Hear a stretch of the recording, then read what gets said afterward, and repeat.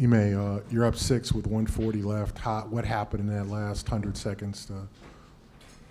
Offensive rebounds, really. I mean, the story of the game, they have 17 for 20 second chance points, and a large majority of those came in the second half, and they only had 6 in the first half, so we were doing a good job as far as that. And to give up 14, and especially on those specific plays where they got kick-out threes. Some were long rebounds, so we're a little bit tougher, but we got to find bodies, obviously, on those, and then the free throw one stands out. And what were you trying to do on that final play when Marcus was blocked by Holiday?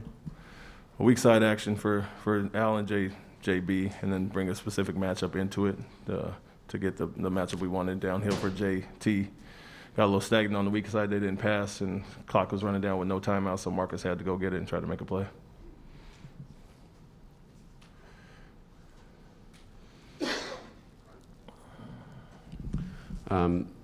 You went back to you went with Derek for a lot of the fourth quarter there. You went back to Grant with around 2 minutes left. What was your thinking there, and just what was the demeanor in the locker room for just the team after, obviously being up by 14 in the fourth quarter there, and having kind of taken from you guys like that? Yeah, the reason we subbed Grant was for some size. We were getting hurt on the boards, obviously, and it didn't really matter there, but we wanted to have some defensive size and get some rebounds and have another defender for Antetokounmpo. So we brought him in kind of situational with him and Derek, offense, defense.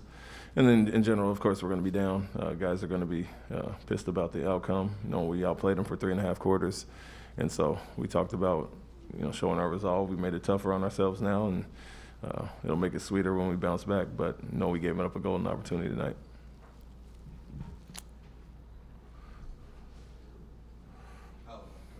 How do you make sure that something like this doesn't bleed into a game 6 when it happens the way it does at the end? Yeah, you have to look at the positives and what we did well, which was defend at a high level in the first half. 2 30-point quarters in the second half is obviously not to our standard. And so you look at all the actions and what happened there, especially them getting out in transition.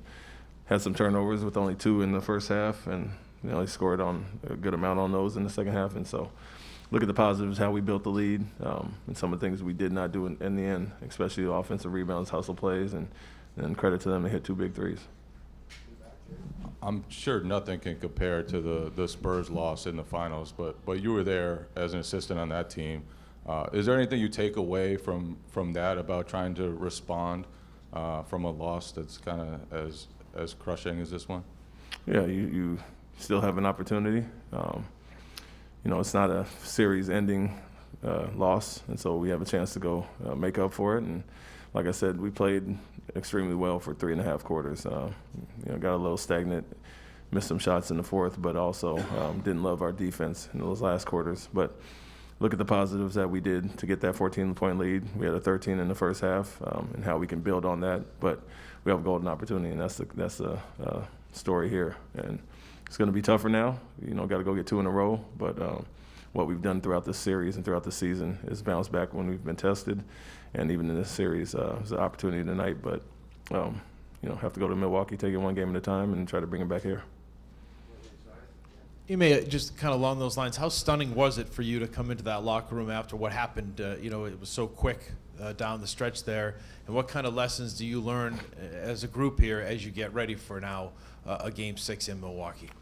Yeah, I mean, the threes that they hit, obviously, but giving up the rebound on the free throw, that's a tough one to swallow, especially knowing they have a poor free throw shooter up there. You just got to find bodies and come up with that one. So that's going to sting, but we got to put it behind us and understand we still have a great opportunity. And it's not like we've been terribly outplayed and don't have a chance. We've given up one, and some games we've lost, we haven't played our best. And so, we proved last game we can go win one in Milwaukee. You have to do that and then put the pressure on them back here in our place. Where did you think some of the things went wrong on those second chances in that fourth quarter? Was it kind of bad bounces or positioning or effort? A little bit of both. There were some long rebounds, but there were some 50-50 balls that were kind of hitting the floor a few times, and felt like we could have got on the floor and got those. Those are momentum stoppers. So those ones stands out, but a lot of balls hit our hands as well that we got to come up with. So, there's some tough bounces from threes, but inexcusable on the free throw. What did you see in the last 5 minutes offensively that just wasn't allowing you guys to get going maybe the way you wanted? We settled for some mid-range shots against some guys that we have favorable matchups that we can drive against.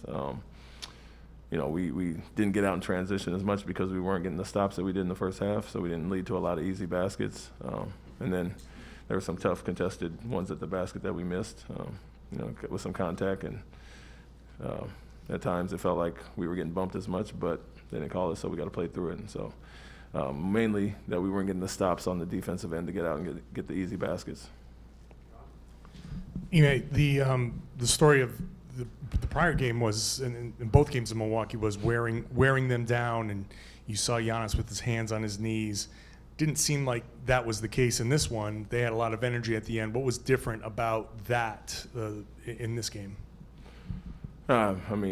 It did see that you saw that visibly last game. It may not have been the case tonight. They understand, they didn't want to go down to an elimination game, and so I don't know if it was a lack of energy on either team's part, and definitely not them. They made some plays, but I don't think our mistakes were due to a lack of energy, and so just poor rebounding.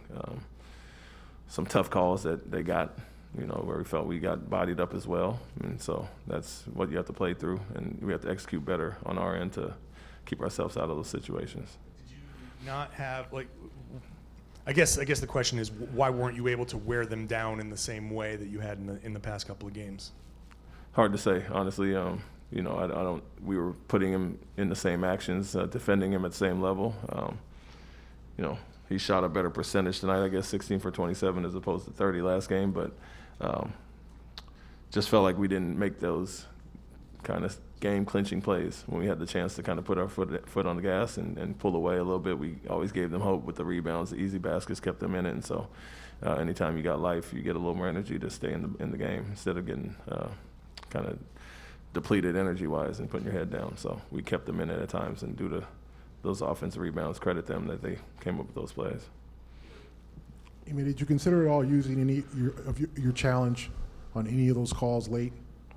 Yeah, obviously we're looking at those, but everyone was a hit on the arm or something obvious that we knew we had to save some timeouts toward the end. And if it's a clear foul on Grant on the arm or vice versa, they didn't call one on JT because it was a clear foul. It's no point in wasting one, knowing we need to save some timeouts as well. But if there was something clear, we would have obviously done it.